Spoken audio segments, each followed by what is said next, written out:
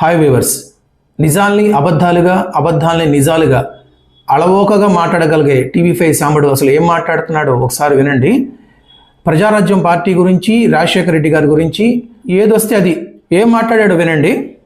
అసలు పవన్ కళ్యాణ్ గారి సంగతి ఎందుకు? పవన్ కళ్యాణ్ గారు ప్రజారాజ్యం పెట్టి అన్ని సీట్లకు పోటీ చేశారు కదా, గెలిపించారా? మీరు గెలిపించారు. ప్రజారాజ్యం పార్టీ పెట్టింది పవన్ కళ్యాణ్ కాదండి, చిరంజీవి గారు. మీ నాన్న అడ్డం పడ్డాడు కదా. పచ్చగా ఎదుగుతున్న ప్రజారాజ్యం పార్టీని బ్లాక్ మెయిల్ చేసి కాంగ్రెస్ లో కలుపుకున్నారు కదా ఆ రోజున. అది నచ్చకనే పవన్ కళ్యాణ్ గారు జనసేన పార్టీ పెట్టింది. అసలు మీరు ఏం మాట్లాడుతున్నారో మీకు అర్థమవుతుందా సాంబశివరావు గారు? మీరు కనీసం న్యూస్ చదివే టైం కన్నా ముందు రెడీ అవ్వటం, సబ్జెక్ట్ గురించి తెలుసుకోవటం, సబ్జెక్ట్ తెలుసుకొని మాట్లాడతాం. నోటికి ఏది వస్తే అది మాట్లాడతాం.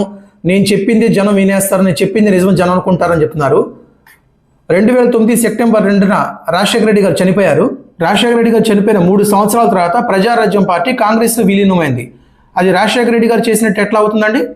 రాజశేఖర రెడ్డి గారు చనిపోయిన 3 సంవత్సరాల తర్వాత చిరంజీవి గారు పార్టీ నడపలేక ఆ పార్టీని కాంగ్రెస్ పార్టీలో విలీనం చేసి మంత్రి పదవి తీసుకొని అనుభవించిన తర్వాత రాజీనామా చేసి కాంగ్రెస్ పార్టీలోంచి వెళ్ళిపోయారు.